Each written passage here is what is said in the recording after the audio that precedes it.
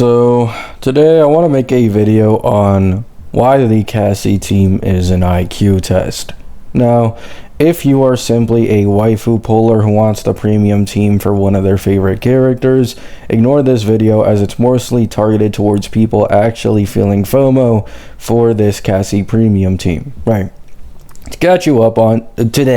catch you guys up on the latest news. Cassie is apparently getting Cyrene as another dedicated support for her team according to leakers. Now, this does not mean she can't benefit other characters, but that she'll likely benefit Cassie the most out of all the Ampho DPSs. Right. So, the Cassie team is getting another buff, perfectly synergistic team, mono remembrance, blah blah blah blah blah. Right. Now, the reason this team is bait is because it's bait. Let me explain.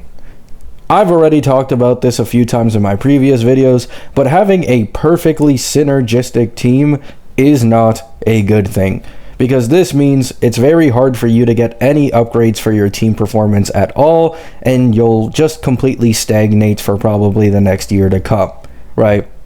So Cassie team probably won't get any upgrades at all, and it'll stay the way it currently is, while let's say someone like Phanon could continuously get buffed and buffed and buffed through just stronger, more general harmonies, right? This is 100% something that could pretty easily happen, actually, as Phanon is much less reliant on his horizontal investment compared to Cassie, and his actual main allure is his vertical investment in Eidolons, right? He gets the largest Eidolon investment, return compared to any other Amphoreus DPS in the game, right?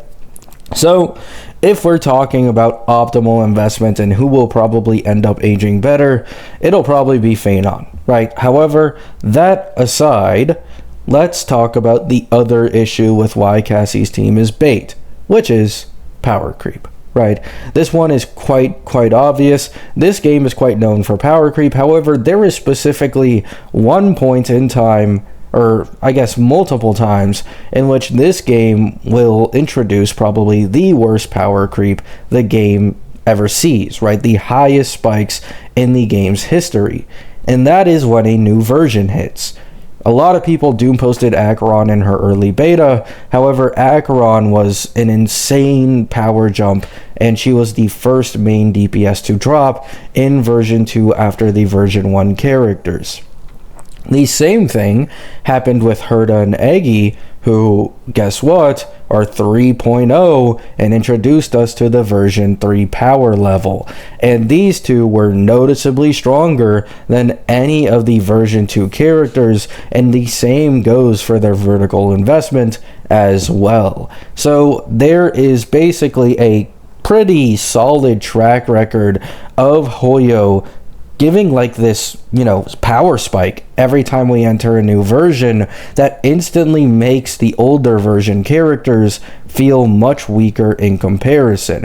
And Cassie's entire comp, right? Cyrene, Evernight, Hyacine, Cassie, it's literally only 2 patches away from 4.0, right? And 3.8, apparently we're getting constants and she's break related. 4.0 Sparkle has been leaked to be the second half banner, meaning she's likely a main DPS, right? I will go on record right now saying this on this video. I fucking guarantee you that this Sparkle team will be stronger than the version 2 Cassie comp. I can almost guarantee you that this will end up happening, and I wouldn't be surprised if it happened at half the fucking cost, right? New version power creep is a very, very real thing in this game, and so this is to say, do not fall for the FOMO of Cassie's ungodly horizontal investment, because it's not going to look as ungodly as it currently does when we go into version 4. And the same applies to any Amphoreus DPS and even Phanon's vertical investment. Right now, I glaze Phanon's vertical investment. It's the strongest in the entirety of the game for himself. However, I have been open about this literally since this guy's beta, which is his Eidolon investment. I wouldn't be surprised if it just became a norm going into version 4, right? Not to mention Lycones also get stronger, best in slot supports get stronger, yada yada, right? Basically, FOMO for the Cassie team, you shouldn't feel it, right? It doesn't matter how strong it looks right now. If you were to just think 1 or 2 patches ahead, instantly that all falls apart. It's no longer the strongest team, and now it's probably Elation Sparkle, and then 2 patches later it's probably Yai Sakura who's the most likely candidate for the anniversary unit, right? Now, yes, you can use this argument for literally, an infinite amount of times. However, the reason I'm stressing it so much more in this context is, once again, because new version power creep is on a completely different level to just the natural power creep within a version, right? So you guys can heed my warning if you want to. However, if you don't want to, you're a casual or something, or you just do feel the FOMO, right? You can't control yourself. At the end of the day, I cannot stop you. This video is simply some advice as someone who has been playing HSR since, I believe, 1.6, right? Even though I played much more casually at the beginning, I have seen this trend, and I highly doubt that it's suddenly gonna stop. So if you want to get the best bang for your buck, and we're this close to version 4, I'd highly recommend just waiting for a version 4 team instead of going crazy vertical investment or horizontal investment into your Cassie team, right? This is probably what I'll do. For example, my Phanon, if Cyrene works with him, I'll pull her. If she doesn't, I won't pull her, right? And I'll just instantly go into maybe using Cyrene for my day, or maybe I can just focus into a version 4 team. I am not going to vertically invest in my Phanon anymore now that I've gotten him E2, because he's already well strong enough and he can service me for quite a long time, right? Love you all. Hope you have a great day. Hope you have a great night.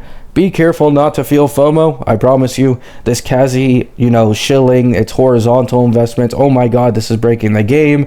It's only going to last for 2 patches, right? After 2 patches, it'll calm down. Elation, shilling, Sparkle is stronger, and the cycle continues, right? Love you. Hope you have a great day. Hope you have a great night, and peace out. There's 15 seconds left on the video, so I just want to hit that 8-minute mark quickly. Some of you guys may already know, but we're getting an Anoxa rerun in 3.6 now confirmed. So I am going to be finally obtaining my E6 Anoxa on my Anoxa account, which is amazing, right? Of course, this means I need to skip Ceredra, but it is what it is. E6 Anoxa takes priority. Love you all. Hope you have a great day. Hope you have a great night, and peace out.